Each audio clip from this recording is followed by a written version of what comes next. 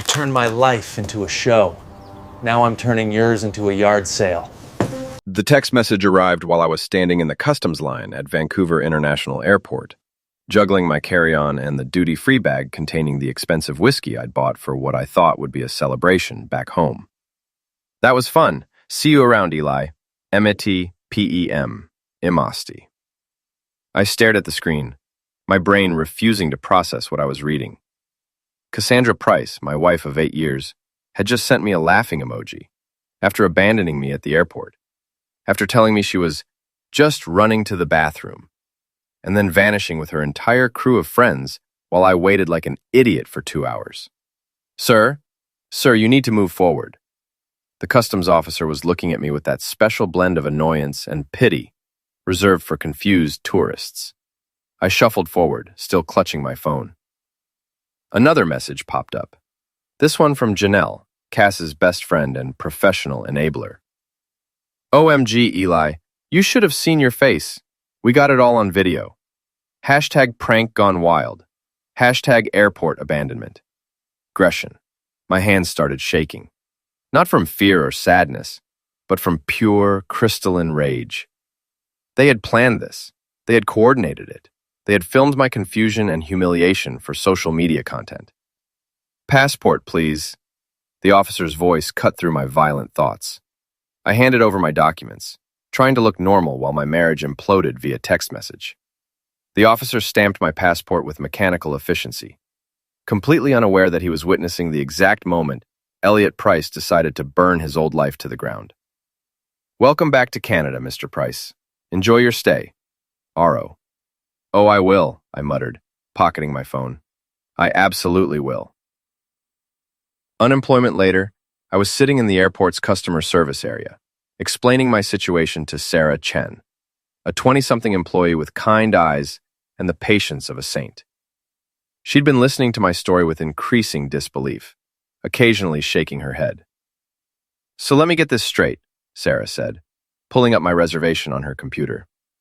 Your wife and her friends flew here with you for a long weekend, then deliberately ditched you at the airport as a prank, and now you're stuck because your return ticket was canceled? Tightening. That's the size of it. I showed her the latest message from Cass. Don't be such a baby about it. It's just a joke. We'll pick you up tomorrow. Maybe. Sarah. Sarah's professional composure cracked slightly. What kind of person does that to their spouse? Scrimmage. Shall. The kind who thinks marriage is content for her Instagram feed. I rubbed my temples, feeling a headache building. Can you help me get home? I'll pay whatever it costs. Relinquished via. Actually, I can do better than that. Sarah's fingers flew across her keyboard.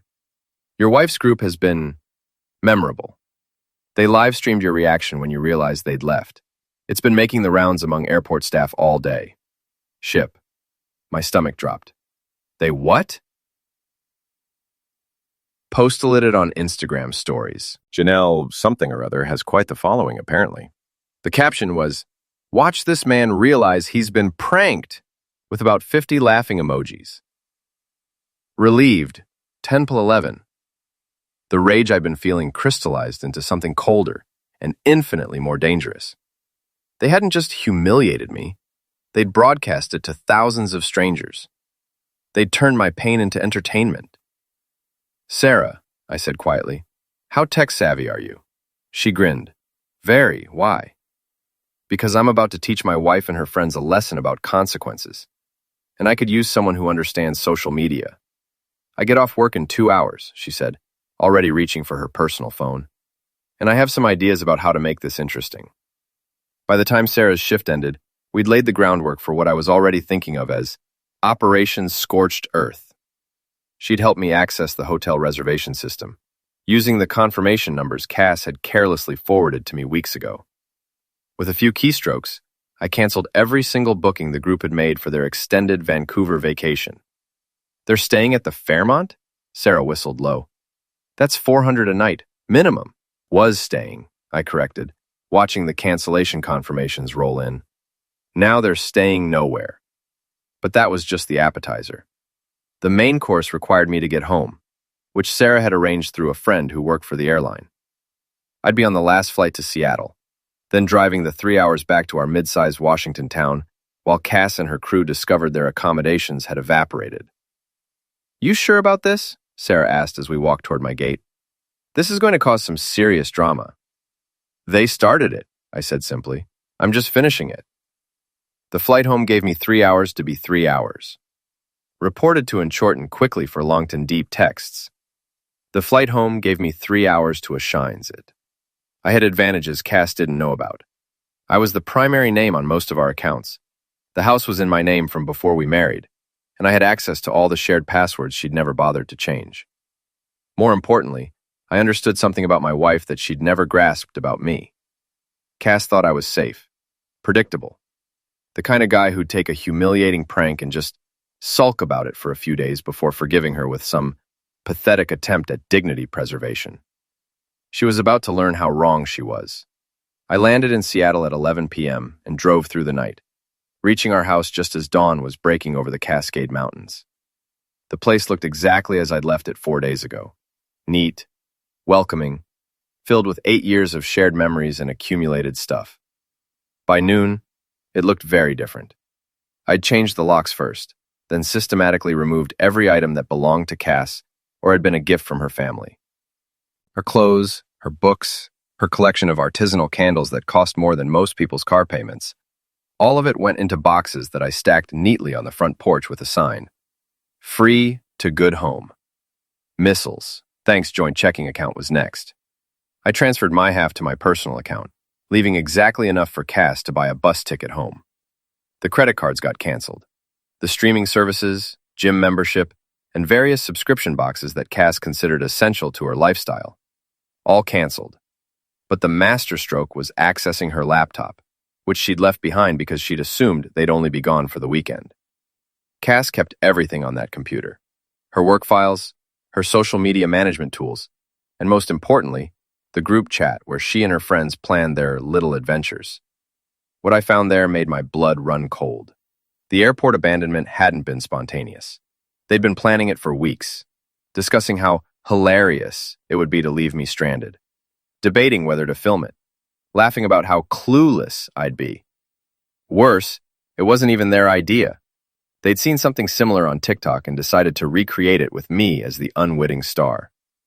Janelle had written, "Eli's so whipped, he'll probably just stand there waiting for hours. This is going to be content gold." Misled, Shells, had responded. "He's been so boring lately. Maybe this will remind him not to take me for granted." Imprisonment. Kerr, the tech entrepreneur who'd somehow inserted himself into my wife's friend group over the past 6 months, had added, "Dude's a construction worker. Probably doesn't even understand how the internet works. He'll never figure out we planned this." Wait, that last comment sealed Dylan's fate. I might manage construction projects for a living, but I'd grown up with computers and understood technology better than most people half my age. More importantly, I understood people, and I could see exactly what was happening here. Dylan wasn't just Cass's new friend. The timestamps on their private messages, the inside jokes, the way they coordinated their stories. They were having an affair, and the rest of the group was either oblivious or complicit. My phone buzzed with an incoming call from Cass. I let it go to voicemail, then listened to her increasingly frantic message. "Eli, what the heck? They canceled our hotel reservation, and they're saying you did it? And why can't I access our bank account? This isn't funny anymore. Call me back right now." I deleted the message and got back to work.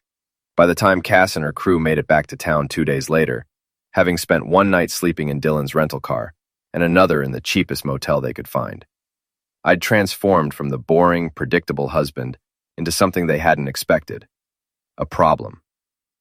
The first sign of trouble came when they tried to go to Cass's favorite brunch spot, only to discover that her credit cards had been declined. The second came when she tried to access our joint accounts from her phone and found them frozen. The third was when she came home to find the locks changed and her belongings stacked on the porch like a sidewalk sale. I watched from the living room window as she stood on the front lawn, screaming at her phone. Janelle and Dylan flanked her like confused bodyguards, clearly out of their depth in a situation that couldn't be solved with hashtags and influencer connections. When Cass started pounding on the door, I opened it just wide enough to speak through the chain. Can I help you? I asked politely. What the heck is wrong with you? She shrieked. Let me in. This is my house too. Actually, it's not. I held up the deed, which I'd retrieved from our filing cabinet. House is in my name. Bought it 3 years before we met, remember? You're welcome to take your things, though. I left them outside for you. You can't just kick me out. I'll call the police. Go ahead, I shrugged. Tell them your husband changed the locks on his own house after you abandoned him in a foreign country as a prank. I'm sure they'll be very sympathetic. Dylan stepped forward, puffing out his chest like he was about to intimidate me. Look, man, this has gone far enough. Cass made a mistake, but you're being crazy about it. I looked at him through the gap in the door, taking in his expensive haircut, his designer clothes, his soft hands that had never held anything heavier than a smartphone. Dylan, right? The tech entrepreneur? I smiled. Funny thing about technology, it keeps records of everything, including text messages about affairs. The color drained from his face. Behind him, Cass went very still. I don't know what you're talking about, Dylan said, but his voice cracked slightly. Sure you don't. I pulled out my phone and started reading from their private message thread. Can't wait to get rid of the dead weight so we can finally be together. That was you, Dylan, from last Tuesday. Want me to keep going? Jell's mouth fell open. She turned to stare at Cass and Dylan, the pieces finally clicking together. You two are... Oh my God, Cass. You said you were just friends. It's not what it looks like, Cass said quickly, but the damage was done. Her carefully constructed friend group was imploding in real time. Actually, it's exactly what it looks like, I said. But here's the thing. I don't care anymore. You want to be with Dylan? Congratulations. You want to humiliate me for social media content? Mission accomplished. But you don't get to do it from my house, using my money, while pretending to be the victim. I closed the door and walked away, leaving them to argue among themselves on my front lawn. Through the window, I watched Janelle storm off, her phone already out to spread the news to their extended social circle. Dylan and Cass were left standing among the boxes of her belongings, looking like exactly what they were. Two people who'd gotten in over their heads.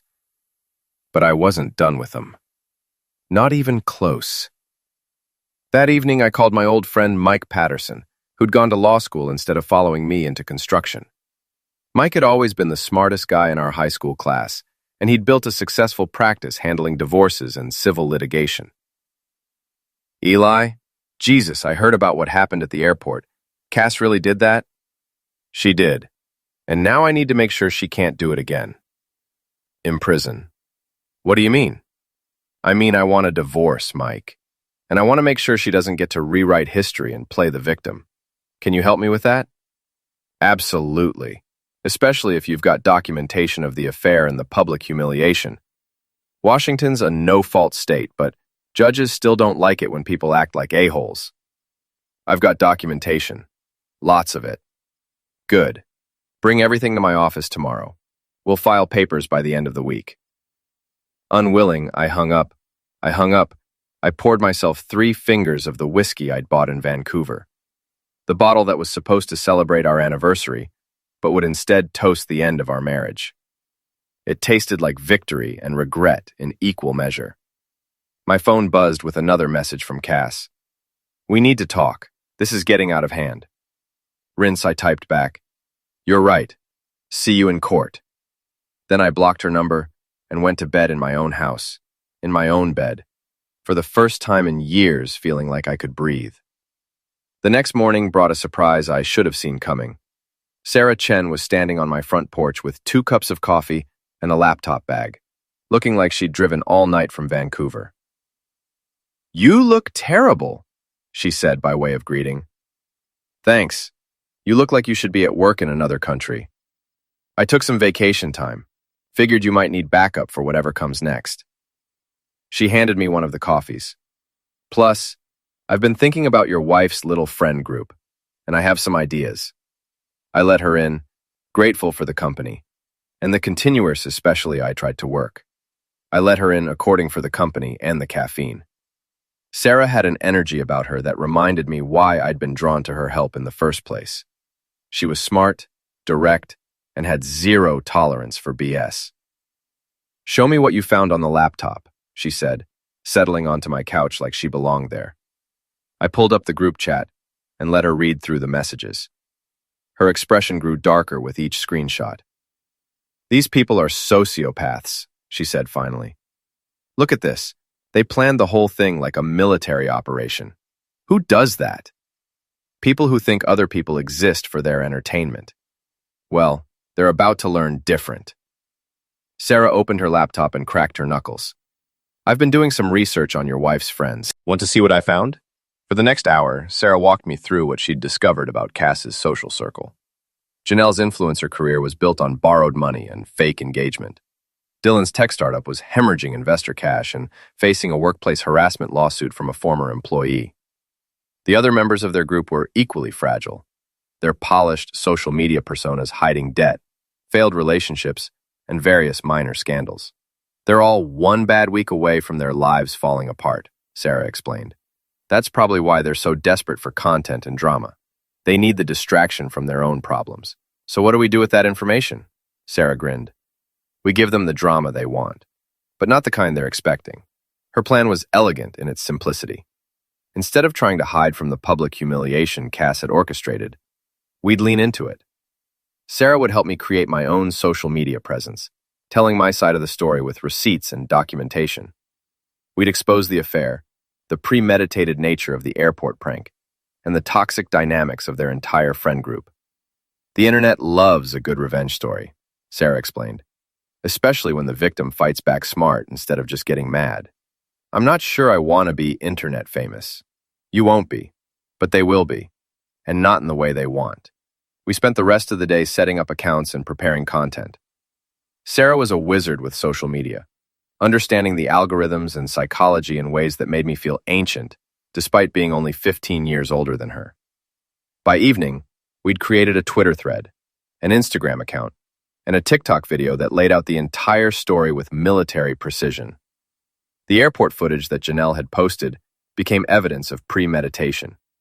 The text messages became proof of the affair. The financial manipulation became documentation of my measured response to betrayal. "Ready?" Sarah asked, her finger hovering over the post button. "Do it." Dismantle was immediate and overwhelming. Within an hour, we had hundreds of shares and comments. By midnight, the story had spread to Reddit, Facebook, and various gossip blogs. The consensus was clear. Cass and Dylan were garbage humans who'd gotten exactly what they deserved. But the real fireworks started the next morning, when Janelle woke up to find her mentions flooded with people calling her an enabler and demanding that brands drop their sponsorship deals with her.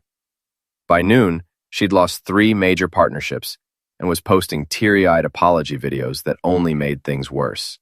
Dylan's startup faced a different kind of reckoning when his investors started asking questions about his judgment and character. It's hard to pitch yourself as a trustworthy business partner when the internet is full of screenshots showing you helping to orchestrate cruel pranks on innocent people. But Cass got the worst of it. Her PR firm, which specialized in reputation management for local businesses, couldn't afford to keep an employee who'd become synonymous with toxic behavior. She was fired via email, with her former boss noting that her personal brand conflicts with our company values. I watched it all unfold from my living room, Sarah beside me providing commentary and managing our responses to the flood of support messages. It felt surreal to see my private humiliation transformed into public vindication. "You feel guilty," Sarah observed, watching my face. "A little. This is destroying their lives." "They destroyed their own lives. You just documented it." She closed her laptop and turned to face me. "Besides, they're not done fighting back. This is just round 1. She was right. That afternoon, Cass showed up at my house with Dylan and a guy I didn't recognize. Tall, muscular, with the kind of swagger that suggested he was used to intimidating people. "That's Victor," Sarah said, peering through the window. "Dylan's friend. I saw him in some of the social media posts from their Vancouver trip." "Great. They brought muscle. You want me to call the police?" "Not yet. Let's see what they want." I opened the door but didn't step outside. Cass looked like she hadn't slept in days. her usually perfect appearance disheveled and desperate. "Take it down," she said without preamble. "Take down all the posts, delete the accounts, and we'll call it even." "Even?" I laughed. "You think we're even?" "You've humiliated us enough," Dylan said. "Janelle lost her sponsorships. I'm having problems with my investors, and Cass lost her job. Isn't that enough revenge for you?" "Let me think about that." I pretended to consider it. "No." Victor stepped forward, cracking his knuckles. "Maybe you need some help making the right decision. Maybe you need to get off my property before I call the police and report you for trespassing and making threats." "You think you're so smart," Cass spat, "but you're just a construction worker with a high school education. We can destroy you just as easily as you destroyed us. You're welcome to try, but you might want to consider that I'm not the same guy you abandoned at the airport. That guy was trying to save his marriage. This guy is trying to end it as painfully as possible." I closed the door and watched through the window as they argued among themselves. Victor wanted to escalate, but Dylan and Cass were smart enough to realize that anything they did now would just make their situation worse. They left, but I knew they'd be back. People like them always escalated when they felt cornered. The question was what they'd try next, and whether I'd be ready for it. "This isn't over," Sarah said, echoing my thoughts. "No, but we're winning. Far. What's the next move?" We smiled, thinking about the conversation I'd had with Mike that morning. "We make it official. Tomorrow, Cass gets served with divorce papers. And then we really get to have some fun. We're served at 9 a.m. on a Thursday, delivered to the cheap motel where Cass had been staying since I'd locked her out of the house." According to Mike, the process server said she'd gone completely ballistic, screaming about how I couldn't just end our marriage without giving her a chance to fix things. "She seems to think this is all still salvageable," Mike told me over lunch. "Her lawyer called this morning wanting to discuss reconciliation." "What did you tell him?" "That my client is seeking dissolution of marriage based on irreconcilable differences, adultery, and intentional infliction of emotional distress, and that we have documentation for all of it." Simmons, how's that likely to play out? Grinned. "Washington's a no-fault state, so the adultery doesn't matter for the divorce itself. But it matters a lot for spousal support and property division, especially when combined with her abandoning you in Canada and the public humiliation campaign. Judges don't like people who act in bad faith." Meaning? Admiration? Meaning, she's probably going to walk away with whatever she brought into the marriage, and not much else. The house is yours, the retirement accounts are mostly yours, and she's got no claim to spousal support given the circumstances. Strapped than I'd hoped for. But I knew Cass wouldn't go quietly. She'd built her entire identity around being the victim of other people's bad behavior, and accepting responsibility for the destruction of our marriage would require a level of self-awareness she'd never demonstrated. I was right. That evening, she launched her counterattack. Sarah and I were at my house working on a response to a journalist who wanted to write about our story, when my phone started buzzing with notifications. Someone had created a fake social media account in my name and was posting increasingly unhinged rants about women, marriage, and revenge. "This is pretty sophisticated," Sarah said, scrolling through the fake posts. "They're using photos from your real accounts and mimicking your writing style. If you didn't know better, you'd think you'd actually posted this stuff." Fake posts painted me as an obsessive, controlling husband who'd snapped when his wife tried to leave him. They included fabricated screenshots of text messages where I supposedly threatened Cass and her friends, along with doctored photos that made me look unstable and dangerous. "Dylan's handiwork," I said, recognizing the technical sophistication. "He's trying to flip the narrative and make me look like the crazy one. It's working, too. Look at the comments." Pesticide. Who'd been supporting me just hours earlier were now questioning whether they'd gotten the full story. The fake posts were being shared widely, with commenters expressing concern for Cass's safety and criticizing the mob mentality that had destroyed her life based on one side of the story. "What do we do?" Sarah asked. "We prove they're fake, and then we end this once and for all." The next morning, I called in a favor for my old friend Jake Morrison, who worked in cybersecurity for a major tech company. Jake owed me for helping him through a messy divorce 3 years earlier, and he was happy to return the favor by analyzing the fake social media accounts. Whoever did this was good, but not great, Jake explained over the phone. They used a VPN to hide their location, but they made some basic mistakes with the metadata on the photos and the IP addresses on the account creation. Give me a few hours and I'll have everything you need to prove these are fake. While Jake worked his magic, Sarah and I prepared for what I was starting to think of as the nuclear option. If Cass and Dylan wanted to play dirty, I was ready to show them exactly how dirty things could get. I'd been holding back one piece of information that I'd discovered in Cass's laptop. Evidence that Dylan's startup was essentially a Ponzi scheme, using new investor money to pay fake returns to earlier investors, while Dylan and his partners siphoned off cash for personal expenses. It was the kind of fraud that could result in federal charges, and I had emails and financial documents that proved it. "You sure you want to use this?" Sarah asked, looking at the evidence I'd compiled.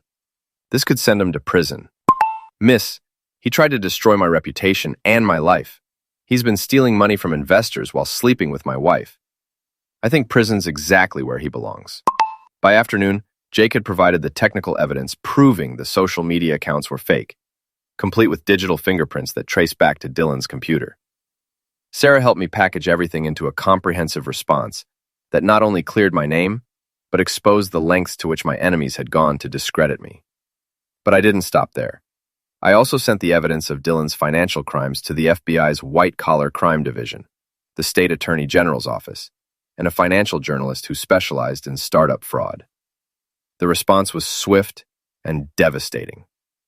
Within hours, Dylan's fake social media campaign had backfired spectacularly, with people expressing outrage that he'd tried to manipulate them with fabricated evidence. The revelation that he was also apparently running a fraudulent business scheme turned him from a sympathetic figure into a pariah. By the end of the week, Dylan was facing federal investigation. His investors were demanding answers, and his business was collapsing. Cass, meanwhile, had been dropped by her lawyer after it became clear that she'd been complicit in the fake social media campaign. "It's over," Sarah said, watching the latest news coverage of Dylan's legal troubles. "They can't come back from this. Not one more thing I need to do."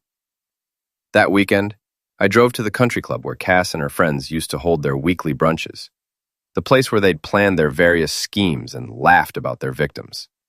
It was also where Cass's family had their membership, and where her parents were likely to be having their usual Sunday meal. I found them at their regular table on the terrace, looking uncomfortable as other diners whispered and stared. The story had become local news, and everyone knew who they were.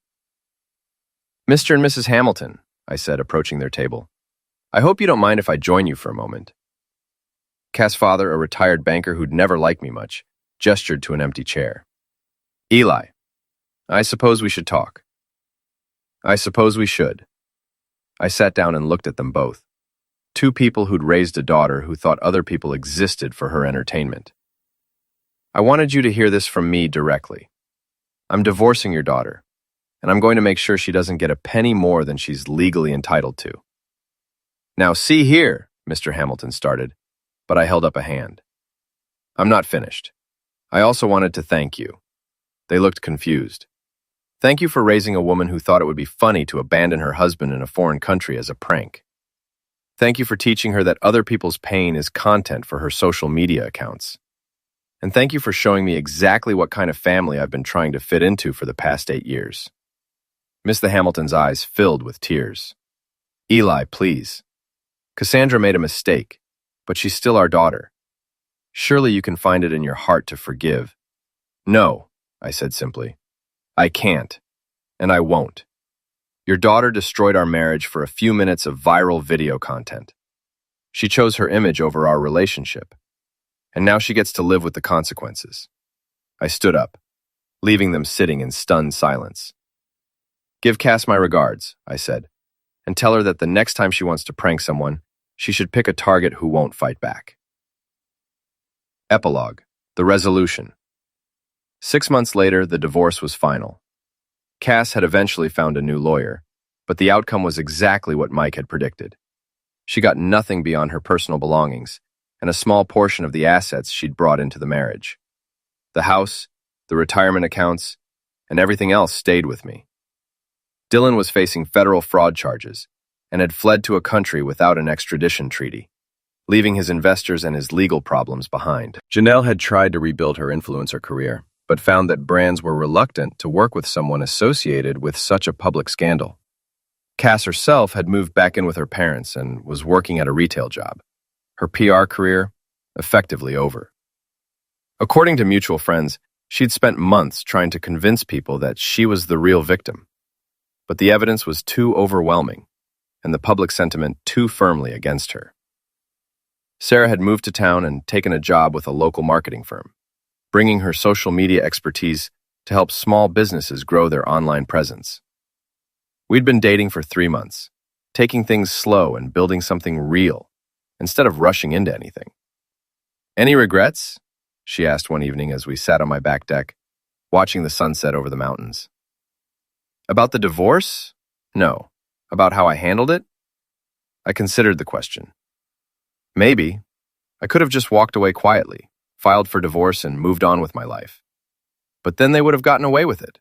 They would have kept treating people like entertainment and never faced any consequences. True. And I wouldn't have met you.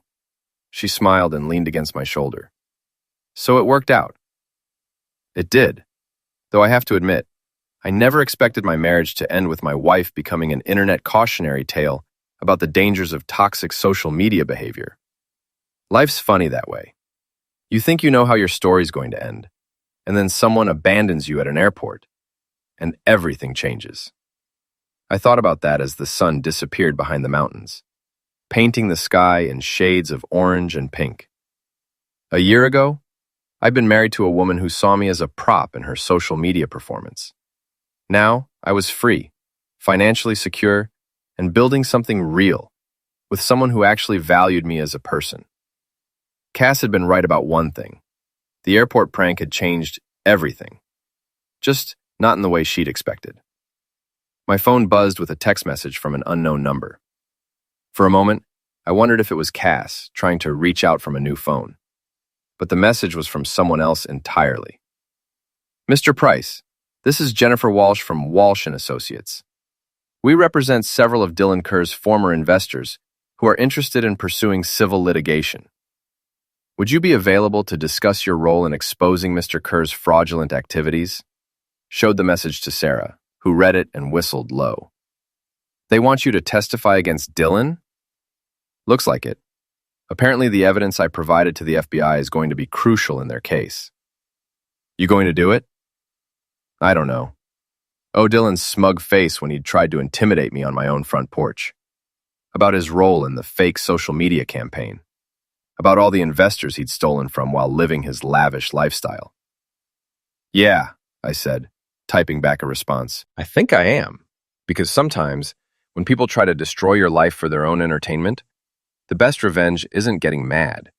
It's making sure they face every single consequence of their choices, no matter how long it takes. And sometimes, if you're really lucky, you come out the other side stronger than you were before."